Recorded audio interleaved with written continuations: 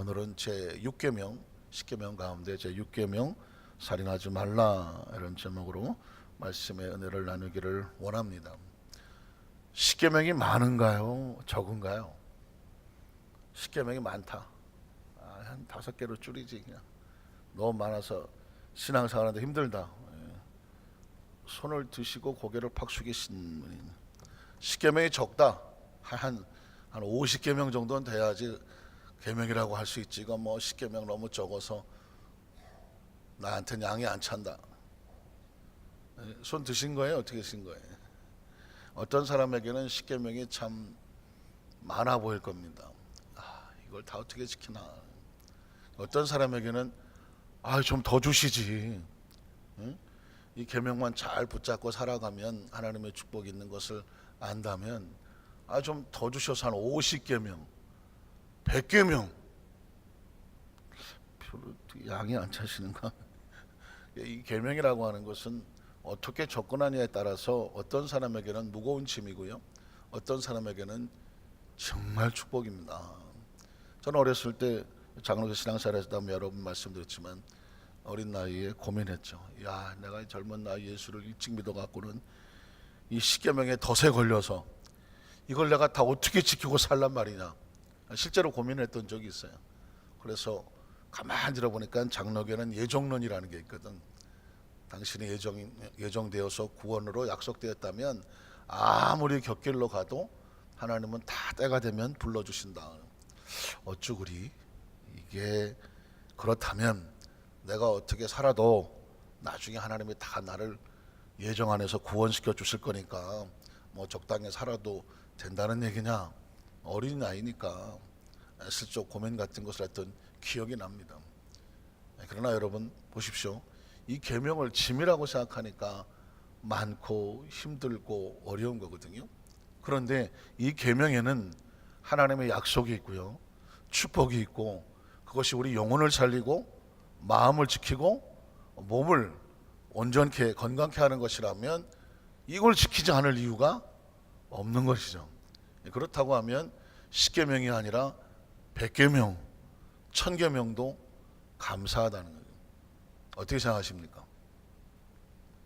오늘 말씀을 묵상하는 가운데 이 10계명에 담겨져 있는 내용을 한 번 더 살펴봅니다. 1계명부터 4계명까지는 하나님의 중심입니다. 한번 따라 하실까요? 하나님에 대해서 하나님 백성들이 어떻게 하시기를 원하시는지 1계명부터 4계명까지는 하나님에 대한 주체가 있습니다. 출애굽기 20장 1절로 3절에 보니까 하나님이 이 모든 말씀으로 말씀하여 이르시되 나는 너를 애굽 땅 종되었던 집에서 인도하여 낸 내 하나님 야훼니라. 자, 내가 너에게 원하는 것이 있다. 그리고 그것이 너의 삶을 복되게 하리라. 첫 번째가 뭐예요? 너는 나 외에는 다른 신들을 내게 두지 말라. 오직 하나님, 유일하신 하나님, 전능하신 하나님, 온전하신 하나님, 완전하신 하나님, 하나님은 한 분이시다는 거예요. 이게 머릿속에 의식 속에 이렇게 바뀌어야 되죠. 너의 주인은 하나다. 한번 따라 하실까요? 너의 주인은 하나님 한 분이시다. 이게 헷갈리거든요.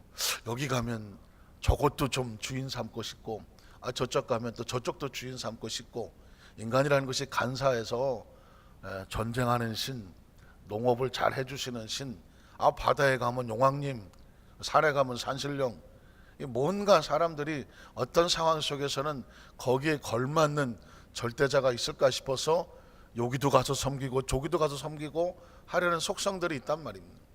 그래서 하나님께서는 정확하게 우리에게 선포하시는 것입니다. 나 외에는 다른 신이 있다 없다? 없다. 나 외에는 너의 주인이 있다 없다? 없다는 겁니다. 창조주는 하나님 외에 있다 없다? 없다는 것입니다. 그래서 여러분, 다른 종교에서는 기독교가 왜 이렇게 독선적이냐, 왜 예수님만 믿어야 되느냐라고 말할지 모르겠지만 하나님이라고 하는 존재가 그래요. 나 외에는 다른 신이 없다라는 것입니다. 실제로 이 계명이 필요했던 것이 무엇이냐면 이게 광야에서 이스라엘 백성에게 말씀을 가르쳐 준 것이잖아요. 이스라엘 백성이 광야를 통과하고 나서 어디에 들어갑니까? 가나안 땅에 가게 되지 않습니까? 그런데 광야를 지날 때는 전쟁을 해야 되니까 야훼는 전쟁의 신이거든요. 승리하게 하신 하나님, 야훼 니시, 깃발을 올리며 승리하게 한단 말이죠. 그러니까 이 전쟁 중에는 하나님이 필요해서, 야훼가 필요했어. 그런데 가나안 땅에 가보니까 이젠 정착을 하고 농경을 하고 가축을 키우고 하다 보니까 뭐가 중요하냐? 전쟁은 없어요. 뭐가 중요하냐면 때를 맞춰서 날씨가 좋아야 되고 비도 와야 되고, 그래서 이 농업이 잘 돼야 돼. 농업이 잘 돼야 되니까는 농업을 주관하는 신이 가나안 땅에 잘 버티고 있는데, 그 신의 이름이 뭘까요? 발발 떠는 바알신이거든.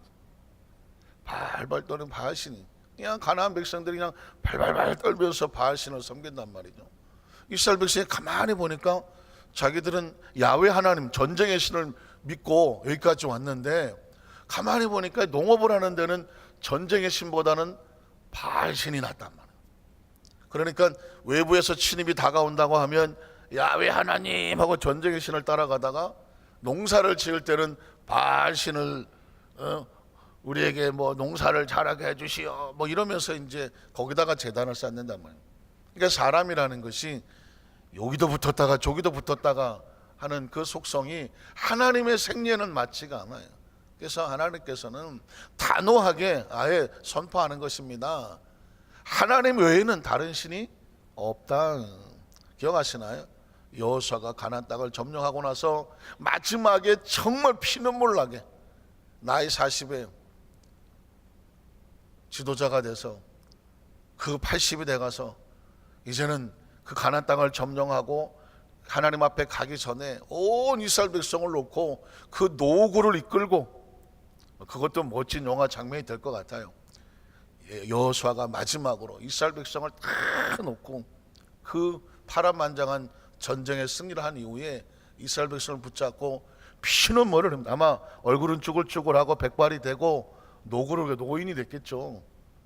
거기서 아마 모세처럼 지팡이를 붙잡고 외쳤을 거예요. 이스라엘 백성들아 들어라. 오직 하나님은 한 분이시다. 너희를 저 애굽에서 건져내신 분이 하나님이시다. 지나간 광야 속에서 피투성이 있어서 너를 안고 오신 분 다 하나님이시다. 이제 이 가나안 땅에서 하나님께서 무엇을 원하시겠느냐? 너희는 오늘날 누구를 섬길 것인지 선택해라. 이쯤 되면 다음 말이 뭔지 눈치가 채시죠? 여호수아 뭐라고 말했나요? 나와 내 집은 오직 야훼만 섬기겠노라. 이게 여호수아가 마지막 유언처럼 이스라엘 백성을 향하여 피눈물을 흘리며 그들의 가슴에 대고 호소하며, 그리고 말씀을 선포했던 것이 뭐냐면, 평생을 살아가고 가나안 땅에 가면 좀 생활이 편해질 거예요. 내 땅이니까, 내 집이니까 여건도 풍족해질 거예요. 그냥 쫓겨다니지 않아도 되니까, 이동하지 않아도 되니까, 가나안 땅에는 스스로 목축도 잘 되고 농사도 잘 되고 그냥 풍요로워질 거니까, 그때도 너희에게는 누구밖에 없다? 하나님밖에 없다. 사실 신앙의 위기는요, 어려울 때가 신앙의 위기가 아니에요. 어려울 때 문제 만나면요, 누구도 할 것 없어. 아이고 하나님이야, 아이고 하나님. 문제는 뭐냐면 먹고 살만할 때예요. 뭔가가 좀 그래도 여유가 있다고 생각할 때, 하나님이 절박하지 않을 때, 그때 이것저것 다른 것이 들어올 수가 있어요. 그때도 기억하셔야 돼요. 오직 나와 내 집은 하나님만 섬기겠노라. 엄청난 선언입니다. 계명 중에 첫 계명이 뭐냐? 나 외에 다른 신은 없다라는 것입니다. 이건 저와 여러분의 천국을 갈 때도 마찬가지예요. 신앙생활하면서도 어떤 상황, 어떤 위치, 그리고 우리의 자녀들을 놓고 마지막 여호수아처럼 유언을 남긴다고 하면, 너는 평생에 하나님만 섬겨라. 그거 하나 넘겨줘야 돼요. 이것저것 넘겨줄 거 많으시겠지만, 많으신가? 한 가지를, 나는 평생에 하나님을 섬기고 여기까지 달아왔다. 내 아들아, 내 딸아, 내가 너에게 간절히 원한다. 하나님 원하신다. 너는 평생에 어떤 상황 속에서도 하나님만 선택하고 하나님만 믿어라.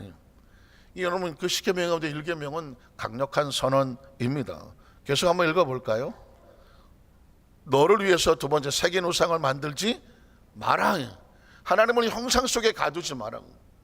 형상 속에 가둬놓으면 이게 하나님인 줄 알고 막 들고 돌아다닌다니까.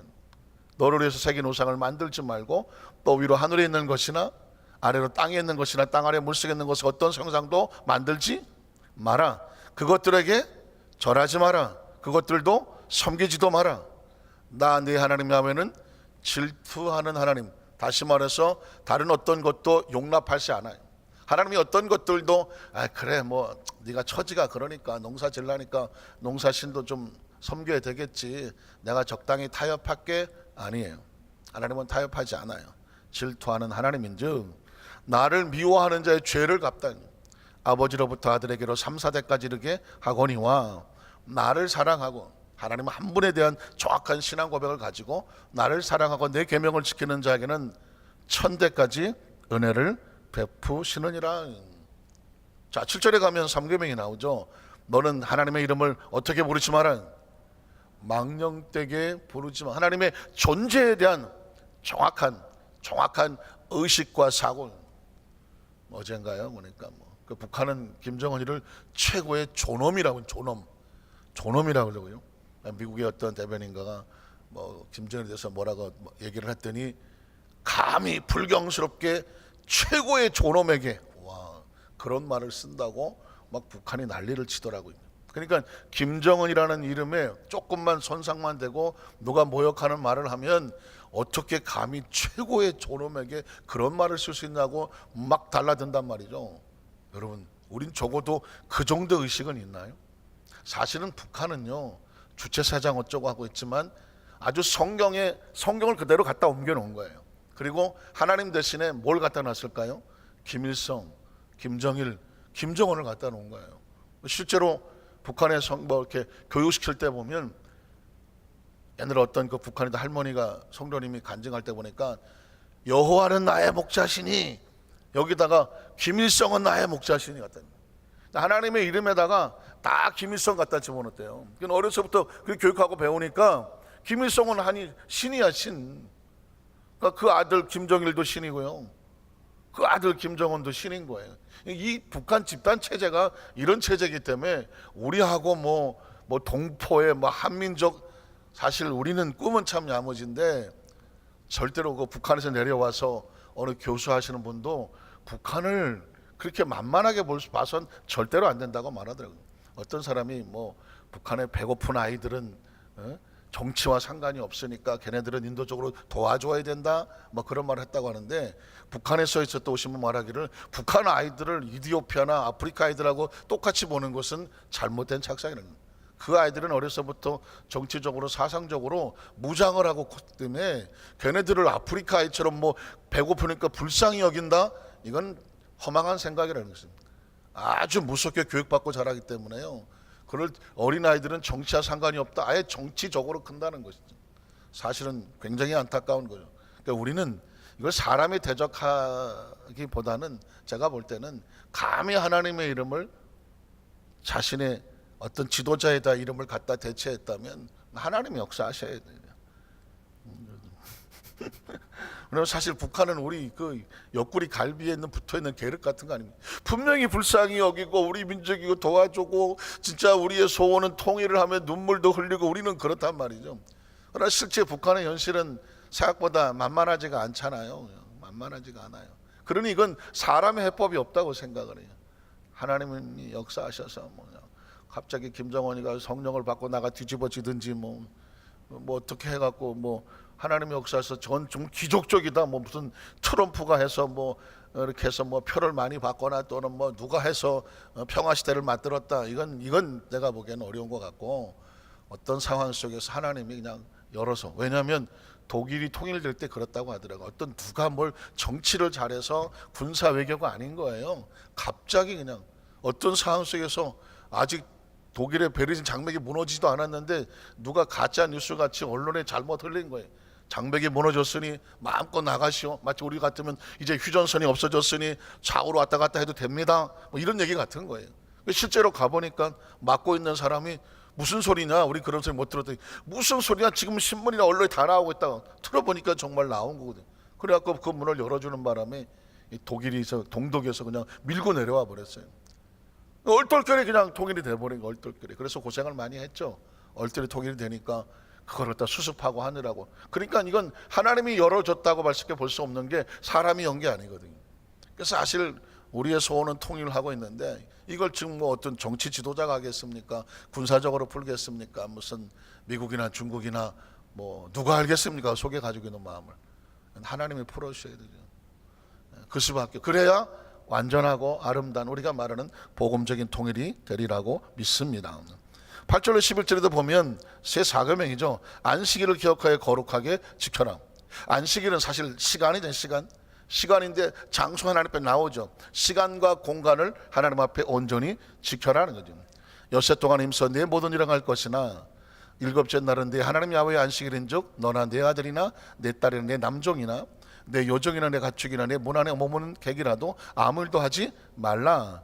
이런 엿새 동안에 나 야훼가 하늘과 땅과 바다와 그 가운데 모든 것을 만들고 일곱째 날에 쉬었기 때문이다.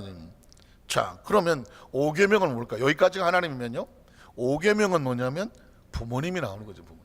그러니까 하나님 다음에 부모님이에요. 하나님의 인식이 그렇다는 거죠. 너희가 하나님을 섬겼자? 그러면 그 섬기는 마음으로 그 다음에 중요한 존재는 부모님이라는 거죠. 자, 출애굽기 20장 12절을 보면 내 부모를 공경하라. 그리하면 내 하나님 야훼가 내게 준 땅에서 내 생명이 길리라는. 부모를 공경하는 건 생명과 관련이 되는. 이건 누구의 약속입니까? 하나님의 약속이거든요. 그러니까 이게 삶의 원리인 거예요. 우리가 낳아주어 길러신 부모님을 공경하는 것은 하나님의 뜻인 것입니다. 이거 아주 천륜이고요, 천리예요. 하나님의 이치라는 것입니다. 네가 땅에서 잘 되고 장수하리라. 에베소 6장 1절로 3절에 보면 자녀들아 주 안에서 너희 부모에게 순종하라. 이것이 옳으니라. 내 아버지와 어머니를 공경하라. 이것이 약속에 있는 첫 계명입니다. 약속. 왜? 공경하면 내가 땅에서 잘 되고 장수가 따라온다라는 것입니다. 첫 계명이니 이로써 내가 잘 되고 땅에서 뭐하리라? 장수하리라. 그러니까 이 부모님에 대한 은혜는 뭐 사실 우리 한국 사람이 다 그러고 싶죠. 뭐 여건과 환경이 달라서 다 뭐 만족스럽지 못하겠지만, 그러나 크리스천의 의식 속에 정확히 알고 있어야 되는 것은 부모님에 대한 공경은 하나님의 명령이라는 것입니다. 자, 그래서 오늘은 실제로 6계명으로 넘어가겠습니다. 이제 부모님에 대한 관계가 넘어가게 되면 이제 이웃에 대한 관계가 나옵니다. 너희가 이웃의 관계에서는 이렇게 살아야 된다 하면서 주신 것이 6계명인데 출애굽기 20장 13절에 뭐라고 말합니까? 살인하지 말라는. 이웃과의 관계 속에서 가장 중요한 것은 상대방을 존중히 여겨서 상대방의 생명에 손상을 가하지 않는 것입니다. 살인이 뭘까요? 살인. 생명을 죽이는 것이잖아요. 그래서 구약시대의 살인은 눈에는 눈, 이에는 이였습니다. 상대방의 눈을 다치겠으면 네 눈을 뽑아야 되고, 상대방 이를 다치겠으면 이를 뽑아야 되며, 상대를 죽였다 너도 죽어라는 것입니다. 사실 상당히 보복적인 그런적인 법이었었죠.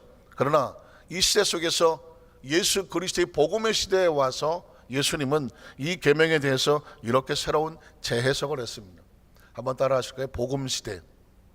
들어보셨나요?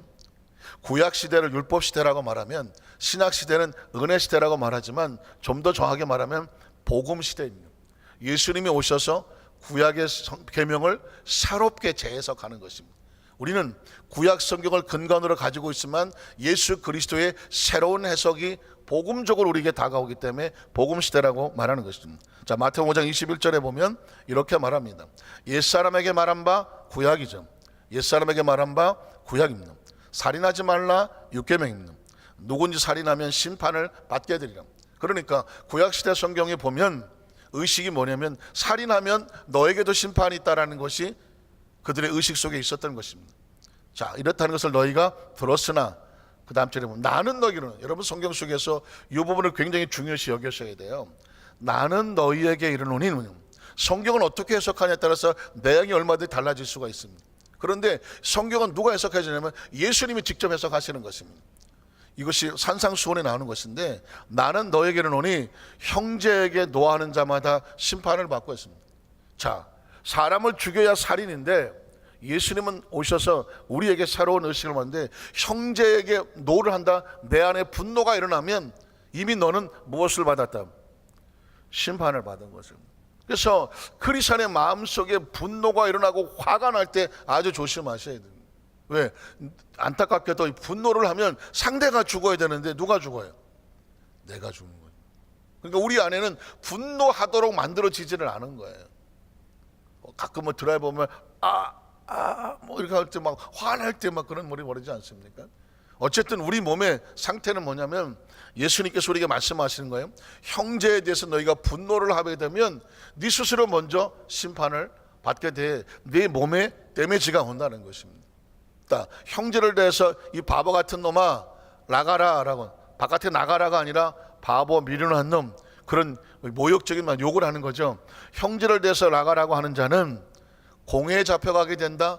그 입에 나간 말 자체가 그 사람을 끌고 가는 것입니다. 자, 보십시오. 마음의 나쁜 감정이 나를 심판하고, 내 입에서 나간 다른 사람을 향한 파괴적인 언어가 나를 무너뜨리고, 나가서 미련한 놈이라고 상대를 모욕하게 되면 그 삶의 마음 자체가 이미 지옥이 되는 것이죠. 이해가 가십니까? 이해가 가세요? 자, 남을 죽여야만 살인자가 아닌 거예요.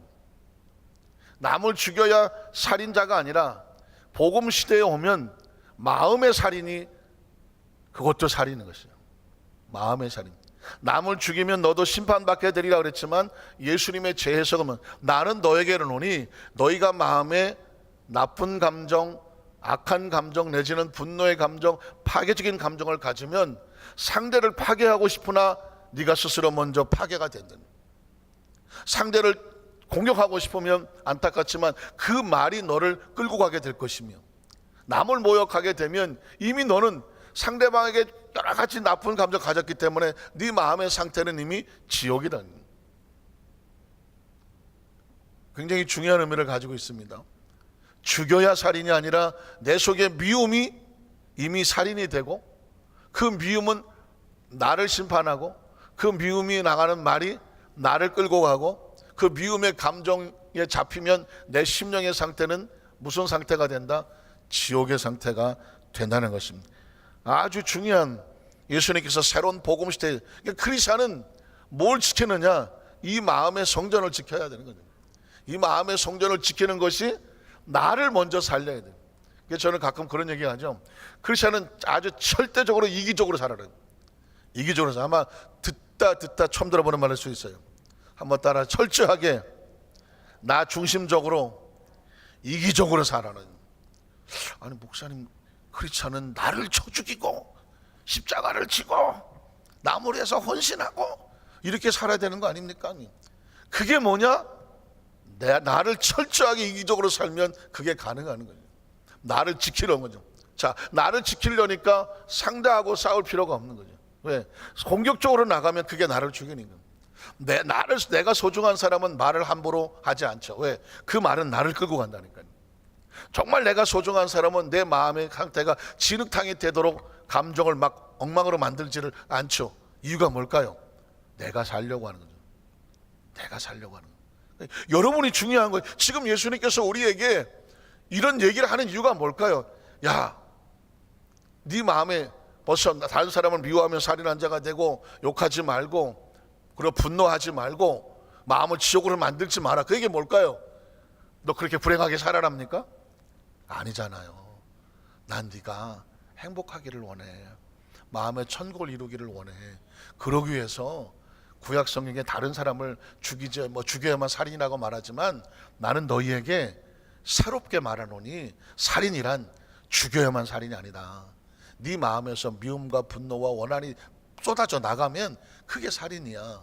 그러면 그 사람의 문제가 아니라 네가 먼저 죽는 거야. 그러니 어떻게, 난 네가 마음의 상처를 받고 마음의 지옥에 되기를 원하지 않는다. 이게 그 다음 삶 속에 어떻게 넘어가냐면 23절로 24절을 가게 되면 예배와 생활로 넘어가는 것입니다. 내 마음을 지켜놓아야 그 다음에 예배가 온전해지는 거죠. 그러므로 예물을 제단에 드리다가 거기서 내 형제에게 원망 들을 만한 일이 생각이 났다. 내가 지금 내 이웃과의 관계가 불편하다는 거죠. 하나님께 제물을 가져왔지만 조심스럽지만 부부 간에, 부모 자식 간에, 아니면 뭐 공동체 간에, 또는 뭐 친지와 친척 간에 뭔가 내가 불편한 감정이 있어요.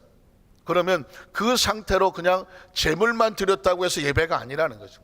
하나님께서 원하는 것은 그 재물에 담겨진 그 사람의 마음을 먹는 거죠. 마음을. 믿으십니까? 그래서 그런 말 생각나거든 어떻게 하라고요? 예물을 제단 앞에 두고 먼저 가서 형제와 뭐 하고요? 화목하고요. 네 마음의 상태가 형제와 싸우고 다투고 그러면 마음이 천국이겠어요? 지옥이겠어요? 별로 관심이 없으신 거예요. 마음이 흐트러지면 기도가 나옵니까? 말씀을 들은들 아이고, 뭐 예배를 드린들 아이고, 아주 이 안에서 그냥 막 분노가 나오든 억울함이 나오든 뭐 시기가 나오든 뭐 서운함이 나오든 속상함이 나오든 뭐 어쨌든 이 마음의 상태가 편안하지 않으면 다른 어떤 것들이 들어와도 이게 소화가 안 되잖아요. 그러니까 하나님께서 말씀하는 건 나는 네가 예물을 드릴 때, 제단을 드릴 때, 예배할 때, 헌신할 때, 봉사할 때 어떤 것을 원하느냐? 이웃과 화목한 상태의 마음의 평안을 가지고 드려지는 예물을 원한다는 것이죠. 와서 예물을. 그러니까 내 마음을 지키는 것은 굉장히 중요한 게 뭐냐? 예배와 관련이 있어요. 봉사와 관련이 있고요. 기도와 관련이 있고요. 헌신과 관련이 있어요. 자, 그 다음에 보면 너를 고발한 자와 함께 길에 있을 때에 급히 사와하라. 관계가 힘들 때 그 고발하는 자가 너를 재판가는 자. 어떻게 보면 영적으로 보면 마귀가 고발을 할 것 같아요. 하나님, 아유 쟤 보세요. 저 사람 보세요. 뭐 드린다고 와서 예배 드린다고 했지만 저 사람의 속을 보세요. 지금 막 미움과 원한과 분노와 속상함과 막 억울함과 적개심으로 꽉 차서 와서 겉으로는 보이지 않지만 저런 예물을 하나님 안 받으신다고 그랬잖아요. 마귀가 고발하지 않겠습니까?